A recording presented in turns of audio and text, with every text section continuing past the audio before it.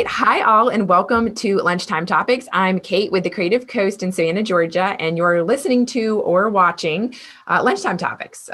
We are a 501c3 nonprofit here in Savannah. We exist to catalyze the innovation economy, and we do that through both our educational and social programming. One of those educational programs is Lunchtime Topics, which you're watching. It's a bi-monthly program of ours that features innovators and entrepreneurs that share their wisdom on a topic with our community of startups and innovators. So today's guest is Peter Askew, who is a domain investor, and he has been developing dotCOM websites or assets since 2006. He is the founder of Deep South Ventures, a domain name-driven web development incubator, which is headquartered here in Savannah, Georgia. And the company acquires unique dotCOMs and develops custom software, niche e-commerce platforms, and customer acquisition marketplaces. Their current projects include things like websites like birthdayparties.com, vidaliaonions.com, and ranchwork.com, and SEOjobs.com, to name a few. Peter is also the co-founder and president of Lasso Capital, a private equity firm investing in developing premium domain names. So in this Lunchtime Topic, he's going to be chatting with us about how he became a domain investor and what it looks like to be a domain investor. So Peter, thank you so much for being here today. Well, I appreciate you having me. So can you tell us what exactly is a domain investor? I know a lot of people will, they'll see a domain, they'll buy a domain, but then they just kind of sit on it for a while. That's not exactly what you're doing, right? So tell us about your work.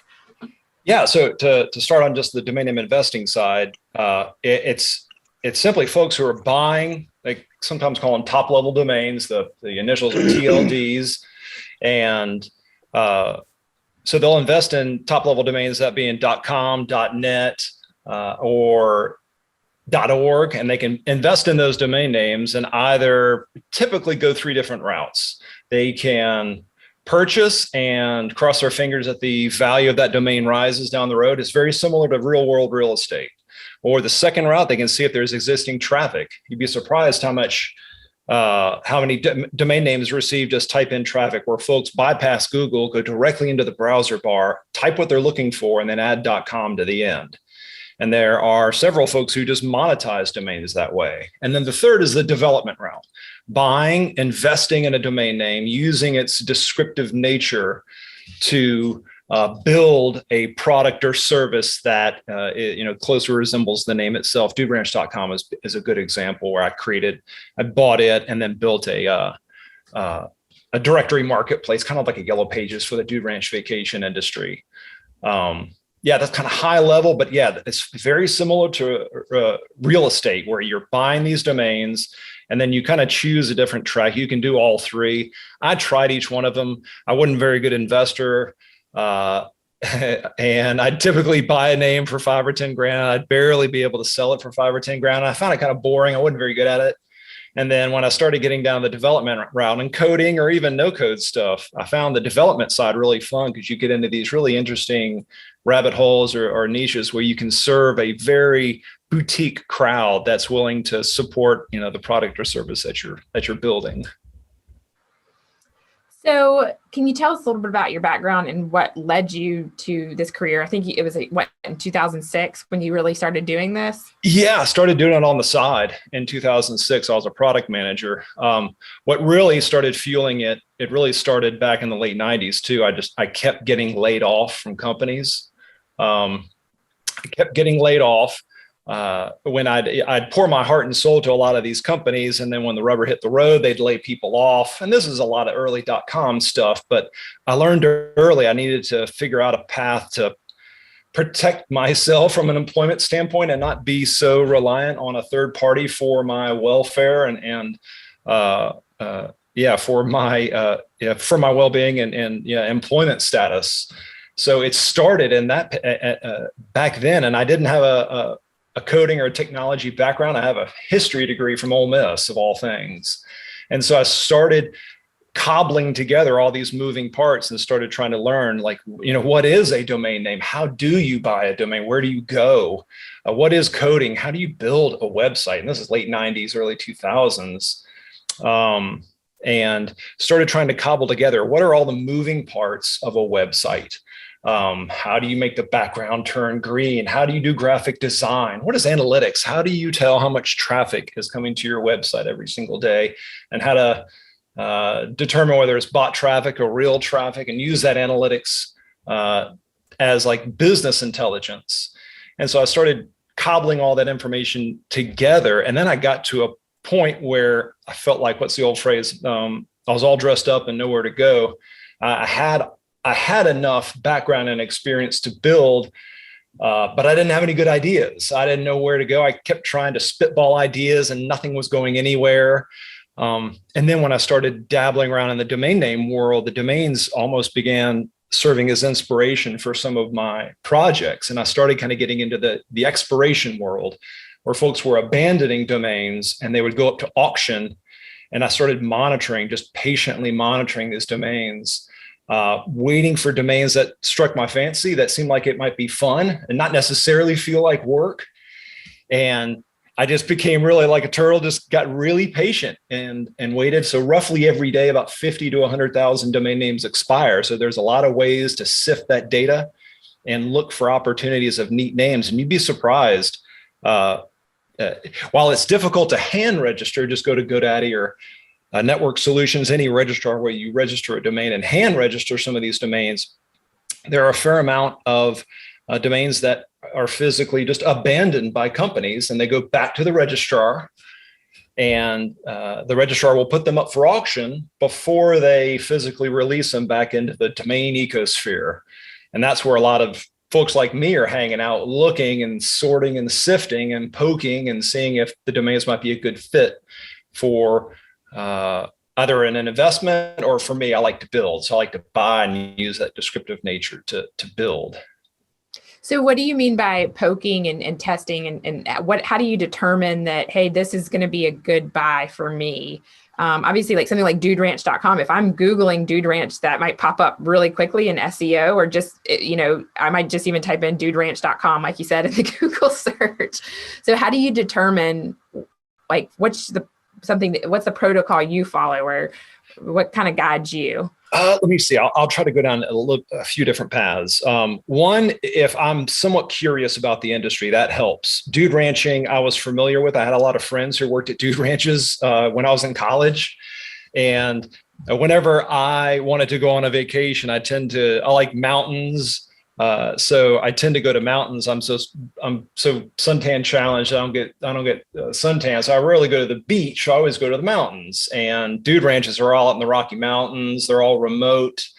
And so when I look at a domain like Dude Ranch, I'll look at several things. I'll go to Google Trends as a tool that Google provides and kind of shows you search volume and search traffic based on specific terms you plug in. So you can determine if there is any search volume for a specific term or phrase. So I remember going and using kind of those types of tools to see if there's search volume. Are people looking for information on a Dude Ranch vacation? On the Dude Ranch angle, it was attractive because I love the fact that it was a vacation. It wouldn't necessarily feel like work for me. It'd be a little bit of work, but it was a great excuse to go travel and visit out west, visit dude ranchers and try to help their business and drive leads. I wound up building a directory marketplace, kind of like a old school Yellow Pages, just to help folks drive them down the right direction if they are searching for a dude ranch in Colorado. And I've since sold duderanch.com. It's in the hands of one of my friends in that industry. But I'd look at traffic. I looked at what was the average order value of a vacation, and it's typically about $10,000, sometimes $20,000 or $30,000 vacations, and I assumed that those leads were somewhat valuable to the dude ranchers, so that made it attractive. So when I saw duderanch.com go up for auction, and a bad dude ranch in New York State went out of business, and they own the domain name, and so they let it expire. And it went up for auction, and then I bid on it, and then it wound up building that directory marketplace to try to help. And then, to your point, use a little bit of paid search to drive traffic to it, SEO, get involved with the community, whether it's any types of forums, to see if there are additional ways that I could serve that audience, from the dude rancher to the vacation seeker. But a little bit, it was a lot of kind of looking at search engines to see where, because it's so intent based. I love search engines because it's so, a lot of folks that are searching are they aren't necessarily trying to be inspired. They are physically looking for information. They're pretty close to that transaction. And I like hanging out right there where I can help kind of filter them down or push them in the right direction for more information or to make an actual sale. Gotcha. Huh.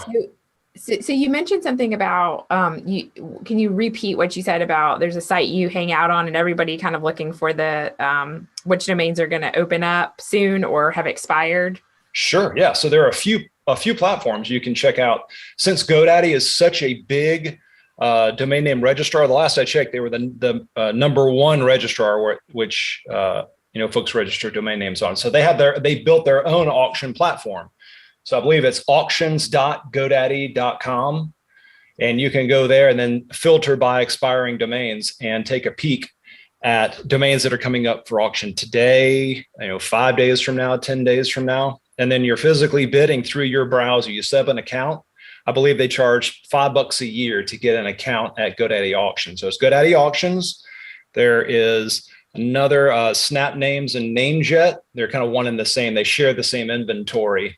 They typically pull from Network Solutions, which is an old school registrar, which was registering domains. It was one of the only players back in the mid and late 90s where you could register domain names. So oftentimes they'll have old inventory that somebody abandons and goes up for auction. And then a third one that's popular is Dropcatch. You can go visit Dropcatch and see more inventory that's actually just a piece of software that is catching domains when they physically expire. GoDaddy and GoDaddy and NameJet and Snap Names are selling domains before they physically dropped, but they're selling out of private inventory from GoDaddy or Network Solutions or other relationships that they have. Okay. Yeah. All right. So I want to go back. I had some other questions about your background too. Sure. And you were saying some interesting things, so I jumped ahead a little bit, but Yeah. So when you started doing this in 2006, I'm assuming what were you doing full time? Were you able to do this part time, or did you kind of transition and focus all your time on this? I was doing it in nights and weekends. So I was working at a startup in Atlanta, and at night, this was before I was married. So I just go home and learn how to code and play in the expired domain name world. So I knew I needed to learn how to build sites and do just the ultimate basics. I was learning how to build tables and how to build a crude looking website and like figure out how do you host a website? Who do you pay to host a website? Which domain registrar charges the least amount of money to renew domain names every year? How do I design a logo?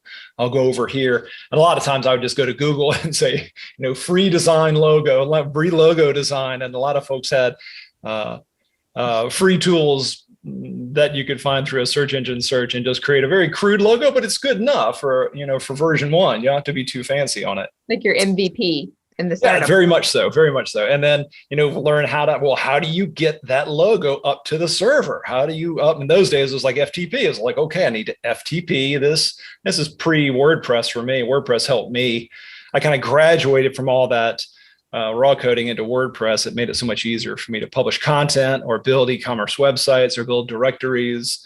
So I was doing it nights and weekends and trying to educate myself on how does this beast work? There's so many moving parts, but once you start swimming in those waters, it becomes a little bit more clear. It wasn't necessarily difficult to learn. It's mainly just trying to wrap your hands around all these small moving parts and how they're all connected.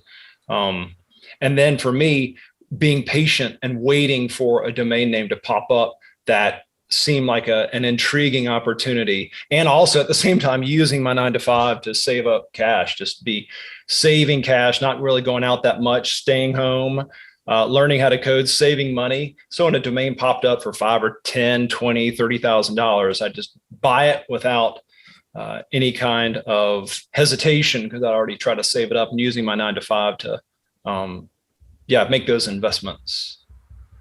Did you ever consider, before you learned how to code, it's got to be the crude version, but what do you, I guess my real question is, do you recommend somebody who says, hey, I don't really want to learn how to code. I really don't have the time, but I want to invest in domains and develop them, and I'll pay somebody to do it for me. Is that a route that you ever considered or would recommend to somebody today? Oh gosh, yeah. I mean, there's so many different routes to take. There is no one path that applies to everyone, because there's so many neat no-code tools these days. You could really build. There are two great ones. One that's quite great is Doric, DORIK.com. That's a no-code builder, and you could build multiple pages. They just released a content management system within Doric that's similar to WordPress, where you can build a full-fledged, really good-looking website and use one of their templates that's pre-designed. So in some cases, you just change maybe the background colors, change the logos, change some images, but the framework is already built out for you. And they take care of the hosting. You take care typically of the domain name. But yes, so many different ways to do it. Yes, absolutely. My path is just quite odd and unique, and everyone has kind of an odd and unique path. I have a friend that sells bobbleheads on the, and he owns bobbleheads.com, and he was a lot of inspiration for me. I saw him doing this, and he's based just north of Atlanta. And he was previously in the real estate world, and made a shift into bobbleheads, and he had been buying domains for a long time. And I saw that, I watched him and how he has had a level of success selling to bobbleheads, and has 13 or so, last I checked, 13 employees in his office up close to Alpharetta. And he was always open to sharing his journey. And so it helped when I discovered WordPress, and I've gotten comfortable with WordPress over the years, so I tend to develop on it, but it's always fun to test new platforms as well. But yeah, lots of different ways. But yeah, if you need a third party, you can go to third party. Upwork is one. If you want someone to custom code or build, you work on the tech stack on the on the back end. If you want something very, very custom, to these no code tools are so fancy these days. If you're comfortable with that side and giving it a shot, a lot of times Doric allows a free side. So you can set up an account on Doric and try using their tool for free. And then if you're comfortable, and it's typically a subdomain on Doric, so it could be peter.doric.com or doric.io, use their tool. If you get quite comfortable with it, you can get a paid plan. And their paid plans are, they're 40 or 50 bucks a year for some of their paid plans, which is quite reasonable. And then you can tie in an actual domain and then forward the domain over rather than having a subdomain off of the Doric name itself. But yeah, lots of different paths to consider. Okay, so I want to talk to you about your company. You started in 2009, Deep South Ventures. Was that, were you full-time before then? And so let's start there. When did you transition to full-time domain developing at that point? Yeah, it was closer, I would say around 2010, 2011, when I made the shift. Dude Ranch allowed me, it was generating enough revenue for me to quit the 9-to-5 and focus on it full time. But that business is somewhat seasonal. They do a primary, they're typically trying to sell and book leads between January and April, May. Their high season is summertime. And then after summer, they go somewhat quiet because they typically shut down for the wintertime. And so I still had time for other projects to consider. It was somewhat seasonal business. And so I kept poking around for other opportunities. But it was around 2010, 2011. It was such a non-linear route for me to get to this path. I have to sometimes scratch my head to determine, okay, what was I doing then? And it was such a slow burn of me trying to get it, because I typically bootstrap everything. I don't want to raise money from outside investors. I like some of these projects to sort of grow on their own. And I'm also trying to make sure that I'm protecting my backside, where if one of my projects doesn't work, it doesn't crater my entire business. And I have to, if I'm forced to go back to corporate America, which is probably my baseline, I'm just trying to stay away from going back to corporate America by working on these projects, and trying to keep my fingers in enough where, even if it's seasonal, and finding domains to serve those kind of unique audiences. But back to your question, around 2010, 2011 was when I officially made the the shift over to full-time. Dude Ranch helped. And then I started playing around with ranch work, which I met through the Dude Ranch project, which is a job board that I built, focused on dude ranching, but any kind of ranch, cattle ranching, private ranches that, fancy actors or actresses own, anything really related, outfitters that do hunting trips out west, anything that roughly touches the ranching world, or even farms. I have a lot of farms that post open jobs. But yes, I may be going down rabbit holes. You may need to keep me on track here. That's interesting. I mean, it's kind of interesting to go down the rabbit holes too, because you're giving us information I probably wouldn't have asked about. So, but you're saying basically you started another website, ranchwork.com, which we talked about when we introed you. And that's basically where you post opportunities and job openings for. Correct. What I always found funny about that one is, I would have never found ranch work if I wouldn't have tried. And I could have even considered Dude Ranch being a failure if it hadn't have worked. And I find this a lot of times with some of my projects. The initial project or idea may fail and fizzle, but something grows out of it, either an exposure of me meeting someone or me learning something through the process of building the site. I may learn there's some small nugget that winds up pushing me down a different path. And ranch work, it was a good example of that.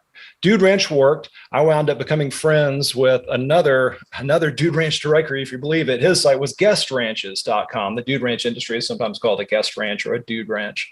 So he lives in Colorado. We became friends just hanging out at the Dude Ranch conferences. They have Dude Ranch conferences every year. So I'd fly out to Tucson, Arizona, or Cody, Wyoming, or this year we're in Coeur d'Alene, Idaho.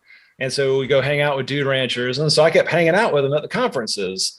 And so we just became friends. And he's oddly from Georgia, from just south of here in St. Mary's. He was born and raised in that area down there.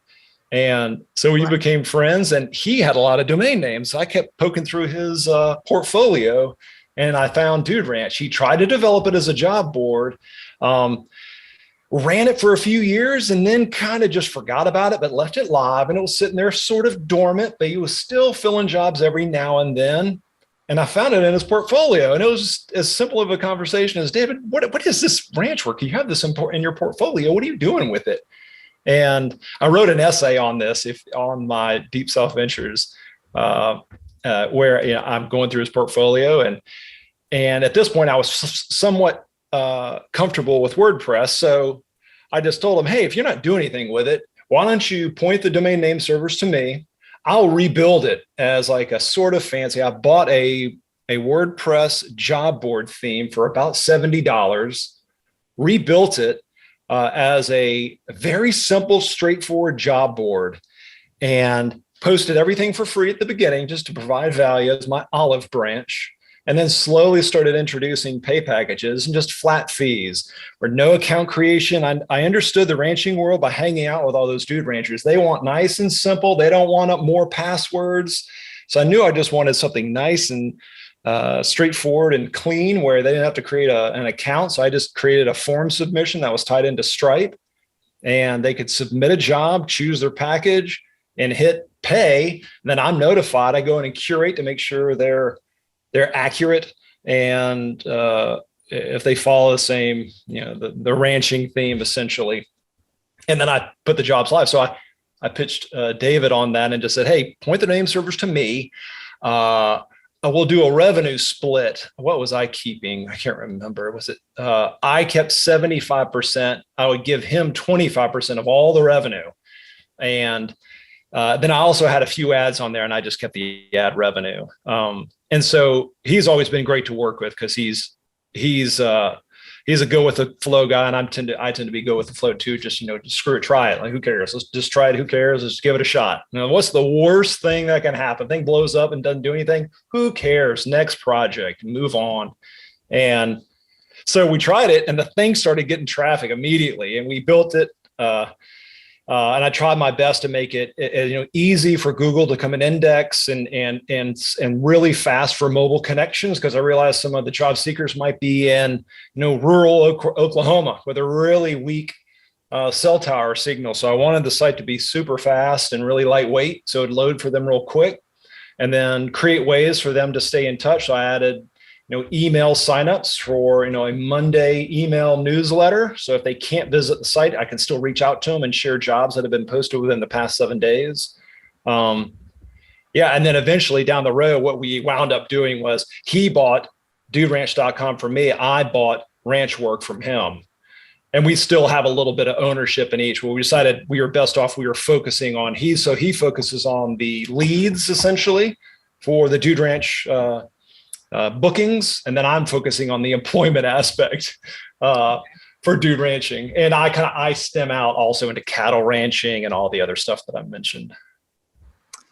So it sounds like your product management experience really has led to this. I'm just listening to everything you're saying. And for someone that doesn't have that background, should know it's important to you, like you're considering everything from load times to, ranchers aren't going to want to do this, enter passwords and remember their passwords and have to reset their passwords. So you're considering the user experience and all of this and load time, things like that, and what drives people to the website. And so that sounds like a key element. And I meant to ask this earlier on, but what does like the day-to-day look like for you? I mean, how much of your time is focused on managing these things, or, can you give us a picture of what being a domain developer looks like daily? Yeah, mine, since the route I took, I have a lot of projects that are somewhat seasonal. Vidalia is seasonal. Our typical shipping season is April through August. So we just wrapped up the 2022 shipping season. When I'm in season, let me back up. So essentially, squeaky wheel gets the grease. And whenever something is up on fire, I can downshift and focus my attention to a specific customer. Say UPS lost a box and this customer needed the Vidalias by 4th of July weekend. So I need to get on that, make sure this customer's happy, and do whatever I can to hopefully find the box, or if the box is damaged, get them a make good sent out. And so they can hopefully get this box by a specific date, and then downshift back into another project, my day-to-day. Every day, not to give you a generic answer, every day is so different. And oddly, how I'm wired, I'm somewhat comfortable with that. It doesn't feel, a lot of folks always see the projects that I build and they always, remark, oh, it's a lot of spinning plates you have there, running. And I've never felt that it was like spinning plates. It always seemed like I made a comparison to another friend that it feels more like managing hot tubs. I have several hot tubs. It takes some time to fill them up with water. So I got to be patient, sit, wait for that thing to fill up with water. Now, when it's full, it takes a little bit of time to get that thing heated up to 105 degrees. I need to be shepherding that little hot tub to make sure it's right at the right temperature. But once it's filled with water, once it's at 105 degrees, I don't have to be staring at it for, 24 hours a day. I can go by, dip my toe in it every now and then. Okay, it seems to be A-okay. But if I see another hot tub that looks ice cold, okay, I need to downshift, take care of that hot tub. When I need to fix it, maybe the heating coil broke. I need to get a new heating coil. Where do I get that from? Those customers are unhappy because their hot tub's broken. Oh, let's get them into this different hot tub or XYZ. So, I sometimes compare it to that, where and it is very cyclical to sort of like nature. I have these seasons where I'm more busy and less busy, similar to the Dude Ranch experience. I was more busy January to June, July, and the off season they calmed. They slow down. Everybody's back in school. The kids are back in school, and parents are back at work. And then I'm either trying to fix things or upgrading the site, adding new, not bells and whistles, but trying to fix anything that may have broken when we were in the middle of high season. But it's quite different each day. So I have highs and lows, but I'm always taking a step back and taking a peek at expiring domains. That's almost like my morning paper. I just log into GoDaddy auctions, log into NameJet, Snap Names, or Drop Catch, and see what's on the auction block, what's coming up. Because patience, turtle wins that race. If you're just simply patient and you're paying attention, you can uncover some really interesting, just, extremely descriptive generic domain names that represent really interesting niches where there may be buried opportunity within those neat domain names that you can transform into a job. Based on you having the ability to cherry pick an opportunity. and going down that rabbit hole and seeing if it's a good fit for you, or seeing if it's a good fit with your customers, and determining if there's a way to monetize it. Okay, so kind of speaking of that, you talked about VidaliaOnions.com, and you work exclusively with the Georgia farm, A&M farm, is that correct? Yeah, A&M Farms. And so how did that relationship get started? That one, it's a strange one. That domain expired, went up for auction, and being born and raised in Georgia, I was familiar with Vidalias, and I wasn't necessarily pursuing it. I was monitoring it because I was familiar with the industry. I wasn't sure how popular Vidalias were outside of Georgia. I thought it was kind of just a South thing. People love Vidalias. So I was watching the auction, and as the bids started escalating, it was around $2,000. And in my head, I thought the domain was worth $5,000 or $6,000. I thought the bidding was going to go to like $5,000 or $6,000. So I tossed in a bid for like $2,200. And then there were no other bids, and the auction time went down, and I won the domain for $2,200. And I had 2,000, but I didn't have that much in my bank account. And I was like, okay, great. Let me go scratch up $2,200 and buy this name, toss it in my portfolio, and I'll figure out. And I was still working on Dude Ranch at that time. Accidentally won it at auction. And it was weird. That one has been a fascinating project to build, but so it was in my portfolio, and it began just gnawing at me. I kept thinking about it. It kept popping into my head. I was like, VidaliaOnions.com. Okay, what is this industry? How big is the industry? How many Vidalias do they sell every single year? What's the universe of this thing? Do people search for them out in Texas or in California? So I kept stumbling across articles and YouTube videos of, Bobby Flay, of these fancy chefs, working and cooking with Vidalias. And then they'd be cooking. I remember one video, I think it was Bobby Flay. He's cooking with a Vidalia, and he stops and he's cooking. It's like, okay, now we're going to add the onions. You need sweet onions. If you can get a Vidalia, get a Vidalia.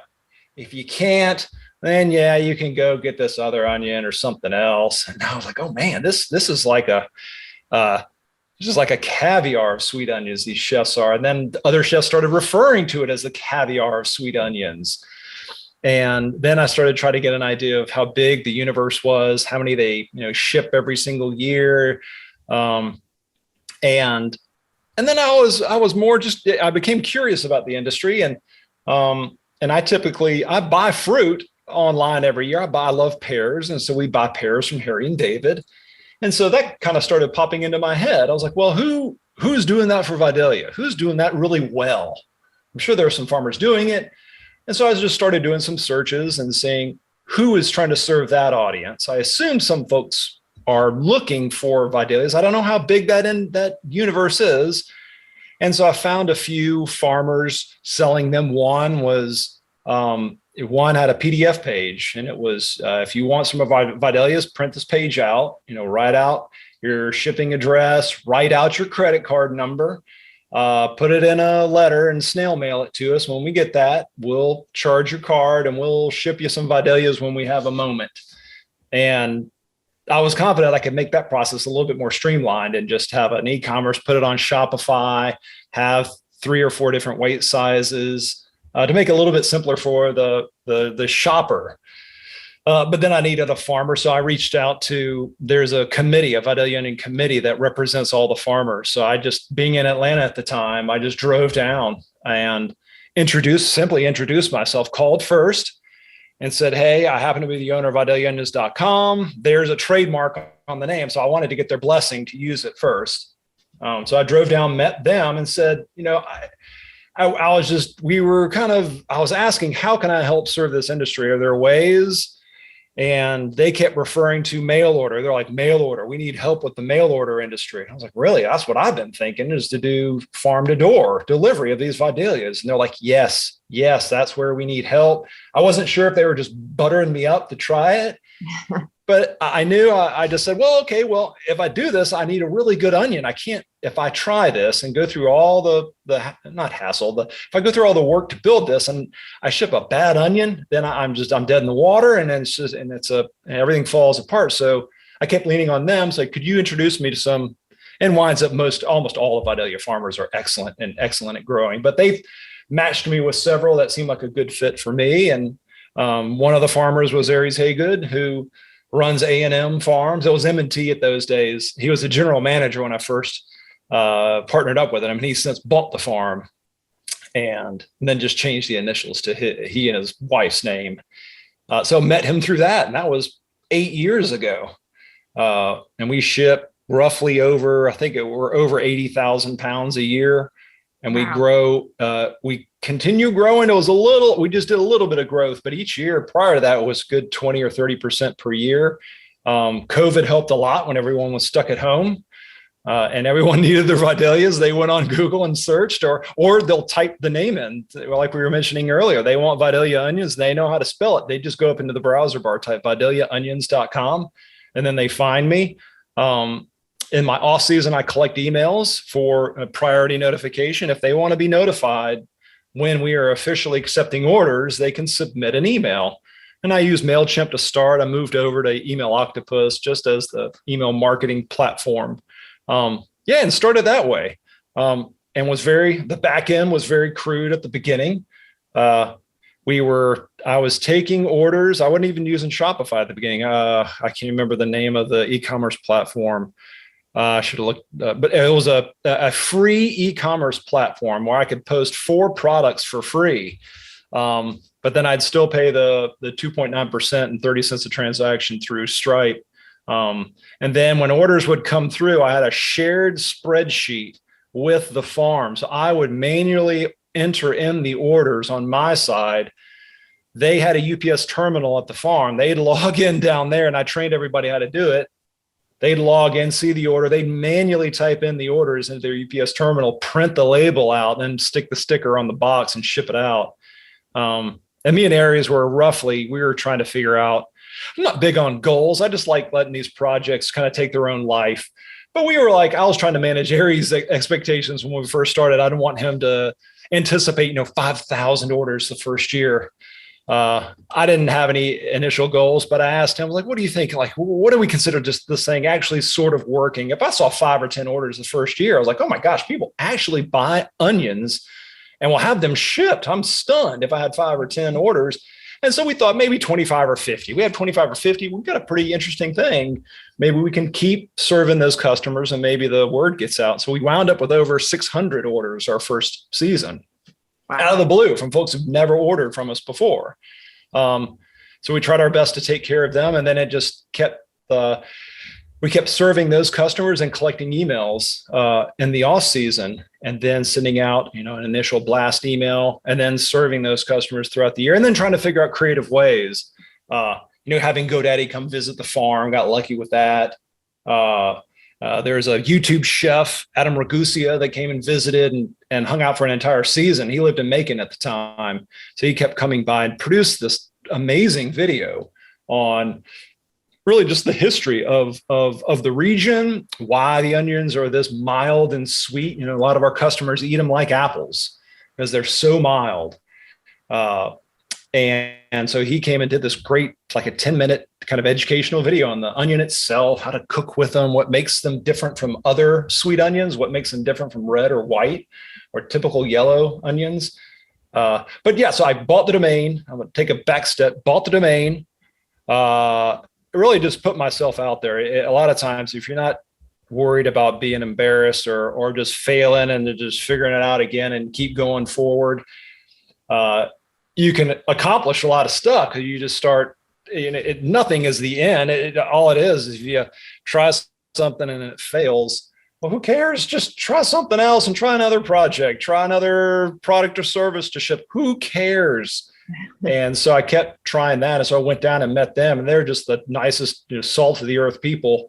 And I just happened to have a little bit more of the technology background. And I'm hardly, an experienced coder, but I just happen to know a little bit about all these different moving parts of of operating an e-commerce website, from the analytics or e-commerce or Stripe, or how to plug in our e-commerce platform into UPS, how to manage all these, thousands of boxes that we're shipping out to make sure that they land at our customers, how to work with customer support. So it's been an educational experience. And then I allow Aries just to focus on the farm. He focuses on growing the onions.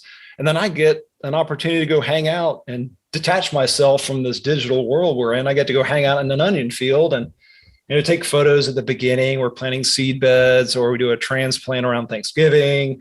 And then they start getting really big and they're breaking ground. And I can take videos or photographs of those and share them with our customers, and they love it.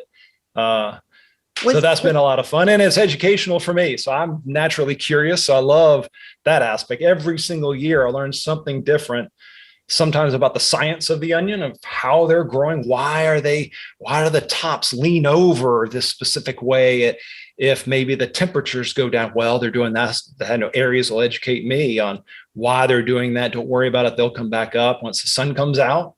Peter, know that. What's so interesting about what you're saying is like the two of the most, well, I don't know if these are your most successful ones, but I look at duderanch.com by dailyonions.com. It's like, you wouldn't expect anybody that would be a farmer or a ranch hand or that runs a ranch to know much about tech, right? Like, so your partners have they all been like this? Like people that are less interested in techie side of things and how all that works. They just want to do what they're good at, right? Which is not techie. Is that correct? Yeah, I didn't necessarily start this process with that in mind. It just wound up happening that way. That I saw opportunities to serve these audiences that they have a certain lifestyle that they enjoy, whether it be a farmer or a rancher. And I always joke around with some of my tech friends. I started in this whole world back in the late 90s. And I always thought, I'm going to get into high tech. I'll get into all this coding and coding languages and all these databases and fancy coding languages and PHP and JavaScript. And here I am, but years later, I'm in farming. I'm in agriculture and ranching, essentially, these two big ones, but also SEO with that SEO jobs one. But it's a lot of agriculture and ranching. And it's such a good fit for me to serve that audience, and then serve whoever's kind of searching out that type of audience for a career or purchasing these onions. But a lot of the business models I've just stolen, really not stolen, but I've adopted from other friends. For the job board, I had a friend named Shane Pike who built a job board for the nursing industry. And I always admired what he had built, and he built it, I think, as a solo operator. And he has a strong background in PHP development. And so he built in and sold, had a really good exit on that nursing job board. So that idea always sat in the back of my head. And so when I uncovered ranch work, I saw it. I was like, okay, Shane did a job board. This is a job board.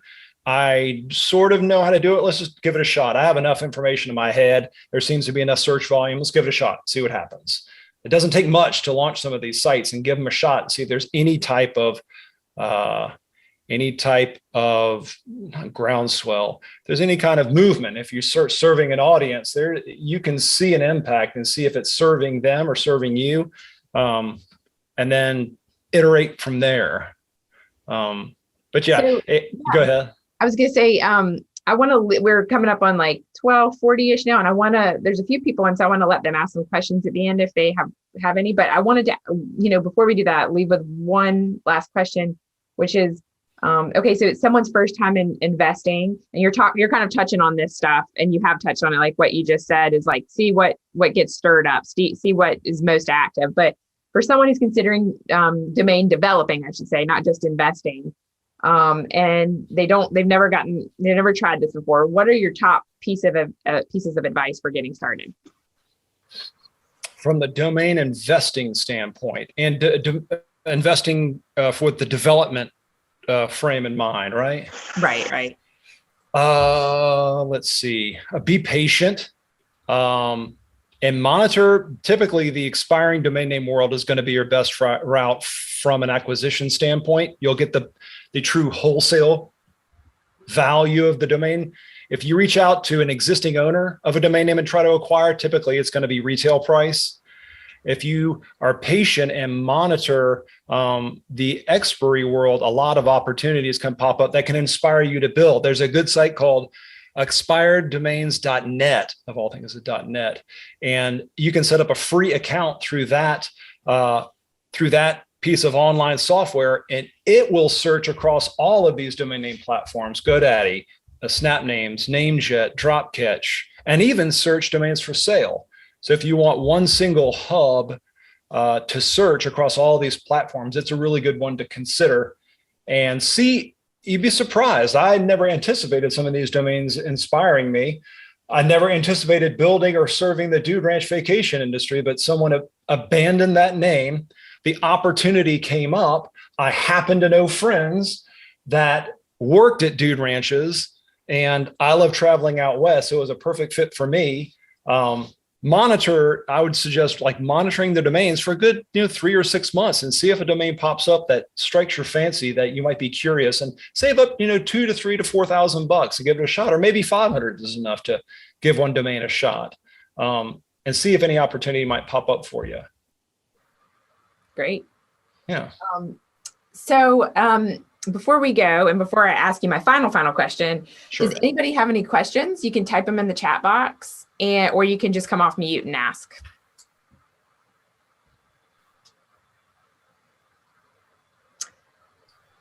Sometimes we get questions. James has a question, I think. Yeah, I do have a question. I don't know if this was addressed yet. I came in a little bit late, but Peter, thanks for being on. My Sure. question is, if I'm looking at expired domain names and I'm looking at .coms and I see one that you talk a lot about, job board sites, and if I see something jobs.com and it's fairly expensive, but I look for like the .net or the .co or something like that, and if the .com has not been developed and no other ones are taken, is there a reason not to go for a cheaper one that's available? It's a great question. Here's where I've wound up in regards to considering an alternate top level domain, whether it's io, .co, .biz, .net. Over the years, when I started building these out, when I worked with customers, whether it be a Dude Rancher, a Vidalia farmer, really any industry, I kept noticing everyone would default to .com. If I would tell them to go visit my site, if it happened to be duderanch.net, I watched time to time. I'd look over somebody's shoulder and I'd ask them, okay, visit one of my sites. Maybe it was a .org or a .net. I'd tell it to them. They would ignore the .net, .org, .co, and they would go in and type in .com because .com, if you think about it, the billions of dollars that have been spent to brand the .com name with the general population, there's such a strong draw towards .com being the default. And so I found it so much easier to build on .com because I don't, in that regard, I don't have to educate folks where to find me online. I found it easier to develop and sell. The only reason I was getting early sales for duderanch.com is because I simply own the domain name.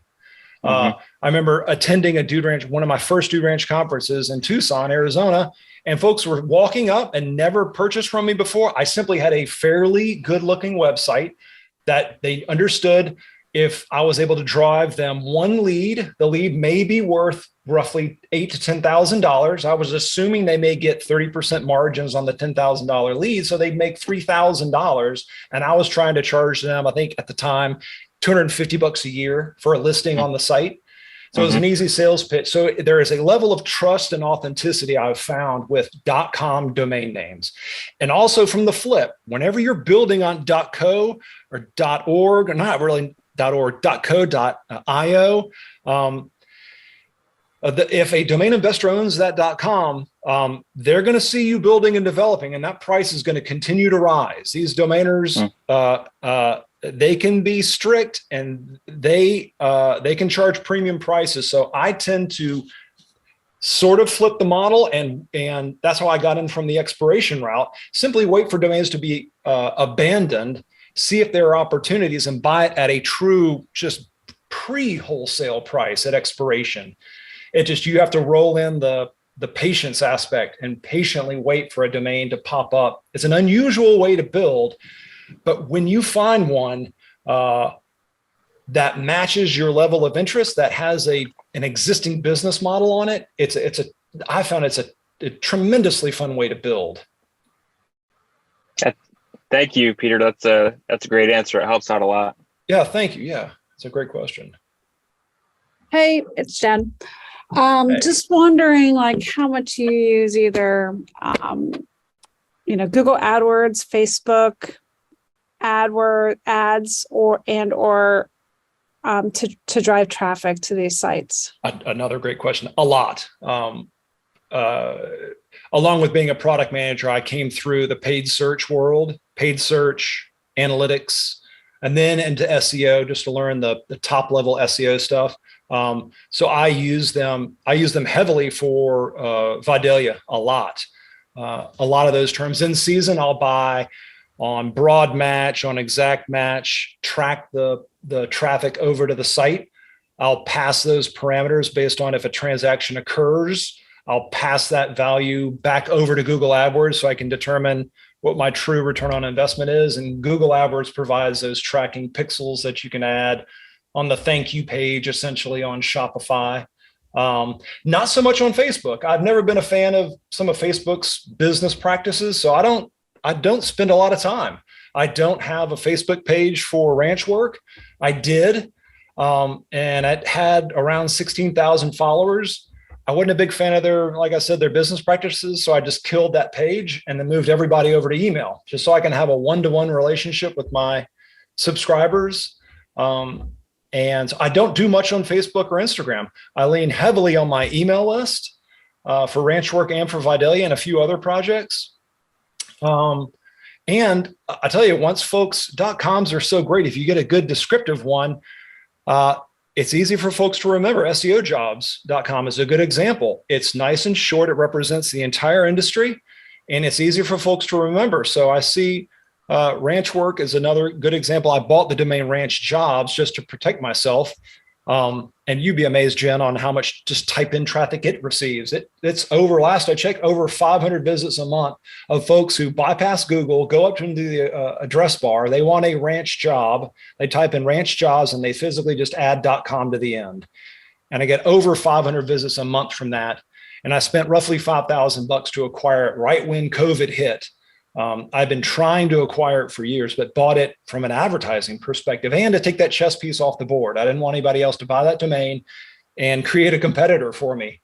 So I bought it then, but I do use a lot of, especially Google AdWords, Bing Ads. I think they've changed it to, I still call it AdWords. I think they call it Google advertising and Microsoft advertising, but paid search advertising I use heavily because I've seen it's so intent-based. And I've had a lot of success. So I do use that heavily, along with email, along with SEO, and then along with a good domain name, because I see those as advertising channels too, because you'd be surprised how often folks will just type in what they're looking for and then add .com to the end. Peter, related to that, how long do you spend maybe just in Google Analytics testing out a domain, seeing how many people are doing, typing it in the search bar or visiting the site or whatnot before you say, okay, I'm going to spend time developing this? I'll go to any kind of I'll use Google Trends to start and see if there is existing traffic for that term or phrase. And then I may go down into another search tool, whether it be SERPstat, or there are a few others. What are the Ahrefs or any of these SEO traffic tools to get an idea of how many people are there any, to take a back step, I only want to fish where the fish are. If there is no search volume for this term, then I don't need to spend time and resources on building this thing out if no one is physically there, or if there's no search volume there. So I look at traffic if there are people physically looking for that product or service, and that gives me an idea of what's the baseline in this industry. And then I can get an idea of, what is the average order value for maybe if I sell this product or service, how long would it take for me to pay off that domain investment? Do I think I would actually enjoy it? Am I curious enough about the industry? Sometimes I think I am, and then I try and I build it out, and it winds up not being a good match. I own the domain Mechanic Jobs, which I loved. I thought it was a perfect fit. I bought it, built it out, and then I started building it, and I wasn't waking up in the morning excited to go work on it. I was like, doggone, I thought I was going to love this, work on Porsches and Ferraris, get all these people. My brother's big in the auto industry. And then I realized I really wasn't that crazy about the mechanic world. And so I sold to a friend of mine who owns towing.com of all things. So he bought Mechanic Jobs from me. And I think he redirects it to his mechanic job page within towing.com. And he's another domain investor. But I never know until I physically go out and just build the thing. I might be curious about it. I might think it's a perfect fit, but I never know if it's a good fit for me. And it can be a great fit for me, but I could still fail on the actual transaction side. So I can build something, be in love with it, but then it pans on the customer side. Then I have to kill it from that aspect. And then it could be the opposite. It could be a perfect fit from the customer side, but it's not a good fit for me. And then I just try to move it on and find somebody else to build it out. Okay. We got about 4 minutes now. Any other questions?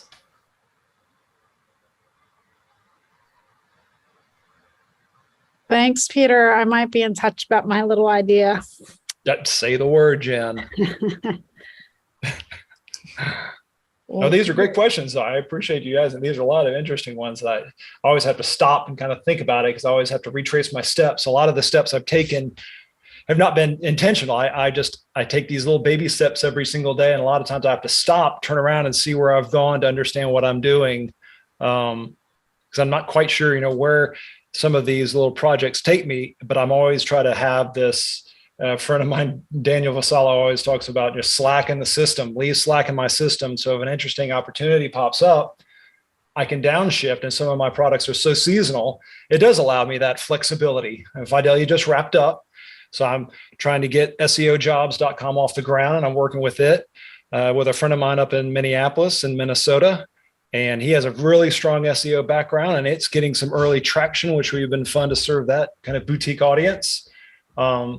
But job boards are wonderful because there is no physical product to box up and ship out. We are simply being good stewards for the industry to make sure we're curating highly specific jobs tailored for that specific audience, but always looking for other opportunities to try and build and serve and focus on serving a specific kind of niche audience that may be overlooked by some of the big VC backed, and I don't want to knock VC backed, but just big 50 or 100 person companies where I can slide in as a solo builder, or me and a partner, and go in and really focus on that customer or that specific industry and make sure we overserve them. Awesome. Well, this is Jen again. It seems to me that you've had some success kind of bringing technology to industries that may have been laggards a little bit. And then you bring your expertise and build these partnerships such that it's truly a win-win opportunity for the people that you partner with. So very cool. Awesome. Yeah, thank you. Yeah. Thank you for being here, Peter. Before we go and sign off, if people want to connect with you, because I know now I've got 10 more questions that I didn't get to ask. If people do want to connect with you online somewhere, what's the best way for them to reach out? I tend to hang out on Twitter. I'm at Searchbound, SEARCHBOUND. And it's a nod to my old search world, doing paid search, SEO, analytics, but Searchbound. I tend to hang out there. I find a lot of inspiration. I learn from a lot of other folks selfishly on Twitter, and I try my best to share. A lot of times I'll uncover a domain that I don't have time to build out. So a lot of times I'll just share domains that I uncover within GoDaddy or network, within Namejet or Snap Names that might be neat opportunities for someone else. And so I try my best to share some of those, or anything I stumble across that seems to be working for me that might help someone else who is interested in trying to build kind of small, lean companies that don't necessarily need outside investment if you want to fund it yourself. but not to say that any kind of funding is a bad thing. I preferred kind of operating things by myself and funding projects myself without outside cash.